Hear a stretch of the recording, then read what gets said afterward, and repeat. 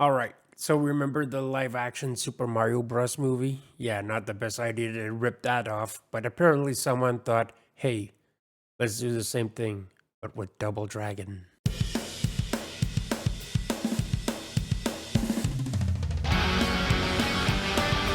So, how does it go? Pretty much the way you'd expect. The movie actually starts out kind of cool. We're in what looks like feudal Japan. You've got Al Young, yes, that Al Young, the world's greatest henchman, kicking ass and hunting down a medallion, which, surprise, surprise, is basically the same concept as the Meteor Rock in Super Mario Brothers. That's where the ripoffs begin. Then we skip to present day, enter the Lee brothers, Jimmy and Billy. They're supposed to be teenage martial artists, but let's be real, they look like they're in their late 20s. They got one half of the medallion the bad guys wanted, and suddenly we're off running. The actors aren't terrible, but man, the script doesn't give them anything to work with. The world itself, straight up Mario movie vibes. Los Angeles becomes New Angeles.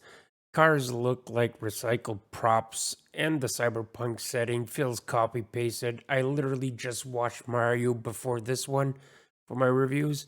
The deja vu is real. And there's the whole mutant machine thing. They strap people into a chair and morph them into monsters. That's how Abobo shows up. In the games, he's a huge buff guy. Here, they make him look like a walking tumor with giant warts. It's gross, it's weird, and honestly, they could have just hired a WW wrestler and call it a day. His humor is also a bootleg version of the Mario movie's goofiness, except it's worse. Now let's talk villains. The big bad is played by Robert Patrick, the T-1000 himself, and you'd think he'd be terrifying, right? No, the guy turns into a shadow sometimes, but then he literally gets blown away by a freaking fan. After that, he's not that scary, just over the top. Patrick looks like he's having fun though, but the script did him dirty.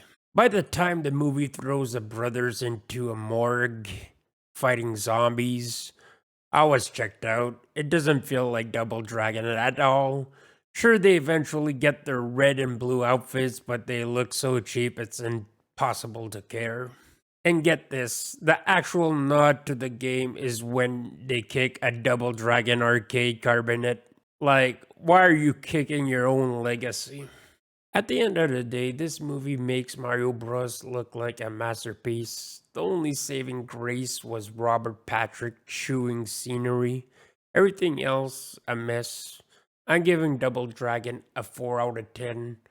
Some dumb fun here, but there's not much.